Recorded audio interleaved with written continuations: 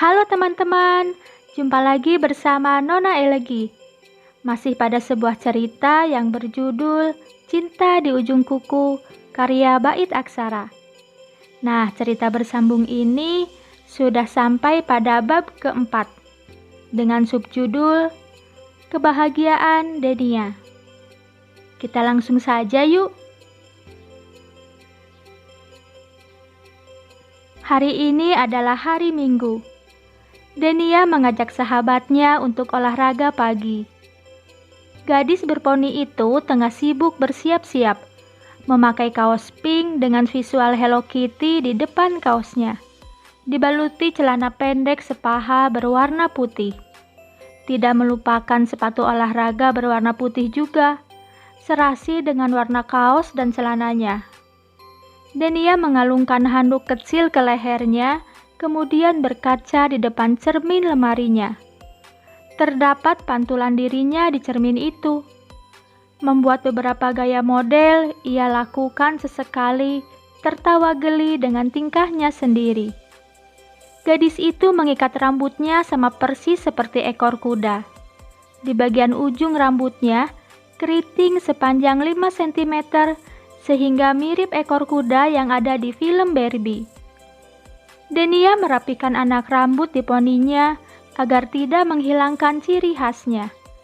Terlihat imut katanya. Setelah selesai bersiap-siap, Denia segera keluar kamar dan menuruni anak tangga menuju ruang makan. Di sana, Bimarni tengah sibuk menyiapkan sarapan pagi untuk majikannya. Tangannya sangat cekatan tiap membawa dan meletakkan makanannya. "Wah, sudah bangun, Non," kata Bimarni ketika melihat Denia memperhatikannya. "Iya, Bi, selamat pagi," ucap Denia sambil tersenyum. "Iya, Non, pagi juga," balas Bimarni dengan logat Jawa Jogjanya. "Ya udah, Bi, aku mau olahraga dulu ya, sekalian nunggu Riana," kata Denia kemudian melangkahkan kaki keluar rumahnya. Jam menunjukkan pukul 6 pagi. Sebelum Riana tiba di rumahnya, ia melakukan pemanasan. Rumah Riana dengannya itu beda komplek, jadi mereka janjian ketemu di rumah Denia. Tidak menunggu lama, Riana akhirnya muncul juga sembari lari santai. Riana memakai kaos santainya berwarna hitam polos, dipadu dengan celana legging tebal berwarna hitam juga. Sepatu olahraganya persis seperti yang Denia pakai, berwarna putih polos. Rambutnya dikucir kuda tanpa berponi. Sungguh kawan sejoli ini terlihat cantik memesona. Mereka mulai melakukan lari pagi di sekitar kompleks saja. Tidak hanya anak muda saja yang olahraga pagi, ada anak kecil bersama orang tuanya juga, berlomba-lomba dalam kesehatan. Mereka baru melakukan 5 putaran, sudah ngos-ngosan. Komplek perumahan yang Denia tempati cukup luas, jadi meskipun 5 kali putaran, itu sama seperti 10 kali putaran. Denia mengajak Riana untuk menghentikan olahraganya. Begitu melihat banyak yang beristirahat di taman komplek. Mereka mulai duduk di atas rumput yang halus itu. Tempat yang bersih membuat kenyamanan bagi penghuni komplek. Kedua sahabat itu meluruskan kakinya dan mengatur pernapasan. "Rin, setelah ini kamu mau kemana? Ada acara enggak?" tanya Denia. "Enggak ada, emangnya ada apa?" "Aku mau ngajak kamu main keluar." Aku ada kerjaan sih," kata Riana cengengesan. "Ih, katanya enggak ada," kata Denia ketus. "Emang sibuk apaan?" tanya Denia kemudian cemberut. "Sibuk baca novel, hehe," Ih, dasar, novel lebih penting ya daripada sahabatnya, kata Denia mendorong lengan Riana, kemudian semakin membuat sahabatnya tertawa.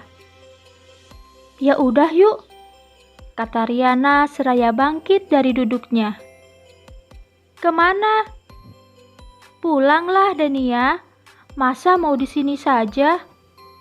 Jawab Riana jutek. Oke, kamu harus pulang ke rumah aku. Ih, mau ngapain? Orang tuaku masih punya rumah. Ayolah Riana. Enggak, Denia.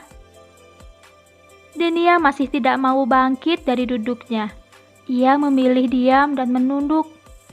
Denia ngambek. Iya deh, iya. Aku ikut main keluar. Entah kamu mau ngajak aku kemana. Tapi aku tetap pulang ke rumahku ya. Oke, kata Denia sambil tersenyum. Nanti aku chat kamu ya. Agak siangan sih. Aku mau ngajak kamu ke suatu tempat dan mengenalkan seseorang padamu. Sambung Denia sambil berjalan untuk pulang. Oke, atur saja, jawab Riana singkat. Mereka berpisah di pertigaan jalan. Riana telah berlalu di hadapannya. Denia mulai berlari santai menuju pulang. Begitu sampai rumahnya, gadis itu langsung membuka pintu rumahnya, lalu melangkah menuju kamarnya. Kemudian melewati ruang TV. Ia terdiam sejenak, memandang foto yang terpajang di dinding di belakang TV. Terlihat bahagia yang ada di foto itu. Terpajang foto suami istri yang sedang mencium pipi putri kecilnya. Denia menghela napas, kemudian tersenyum campur amarah. Namun, tidak bisa berbuat apa-apa. Akhir-akhir ini, dia terlalu sering menyimak pertengkaran orang tuanya, sehingga lebih nyaman ketika berada di luar. Denia mengelap sisa-sisa keringat di wajah dan lehernya, kemudian pergi ke kamarnya. Denia kembali terdiam. Kali ini terlihat terkejut, menyaksikan pemandangan yang jarang ia lihat. Sepasang suami istri tengah duduk di meja makan dengan pakaian santainya. Sang suami membiarkan tangan istrinya menyiapkan sarapannya. Sesekali tertawa kecil di sela-sela obrolan mereka. Sang istri mulai memberi selai coklat campur selai nanas yang menjadi sarapan favorit suaminya. Di samping si suami sudah tersedia susu putih panas. Mata Denia berkaca-kaca menyaksikan keharmonisan mereka. Iya, Denia sedang menyaksikan orang tuanya sarapan di meja makan, yang panjang. Tersedia 3 kursi kosongnya. Senyuman yang dirindukan dari keduanya seolah ia dapatkan kembali. Apakah selamanya akan seperti ini? Denia sudah banyak melayangkan doa kepada Tuhan. Kali ini berharap Tuhan mencatat momen keutuhan keluarganya untuk dikabulkan selanjutnya. Denia menghapus air matanya yang hampir jatuh. Halo Ma, Pa, selamat pagi, kata Denia yang menghampiri orang tuanya di ruang makan. Aku boleh ikutan sarapan? Lanjutnya lagi. Boleh dong, jawab mereka serentak, membuat Denia terkejut sekali, merasa senang. Kompak banget, tapi Denia belum mandi, habis olahraga. Iya, gak apa-apa, sini duduk, kata Adrian, papanya Denia. Biar Mama buatin sarapannya. Mau pakai selai apa, sayang?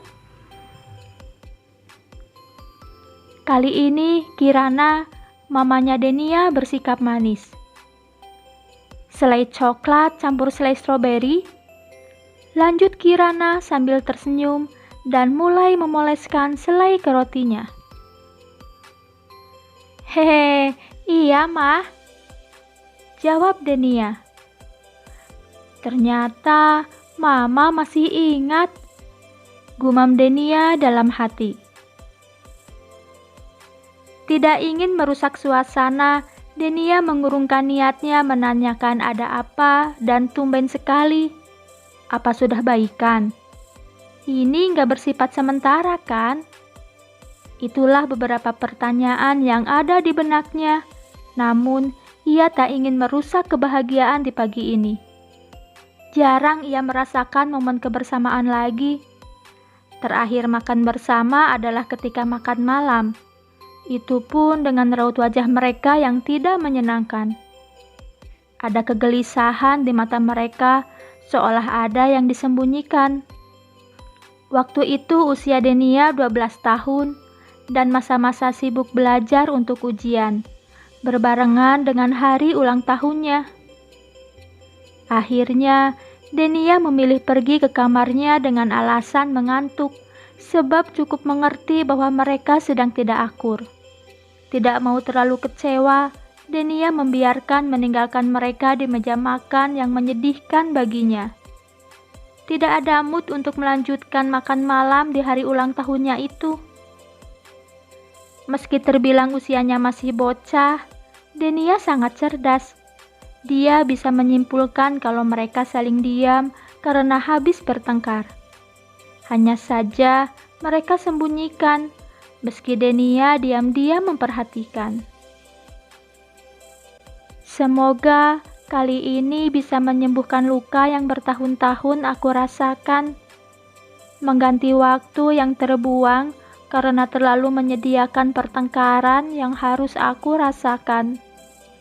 Semoga Tuhan tidak melenyapkan keinginan dalam kebahagiaan tiap keluarga, termasuk harapan para anak untuk selalu disayangi dan keutuhan keluarganya. Aku sayang kalian, Mah, Pah, ucap Denia dalam hati.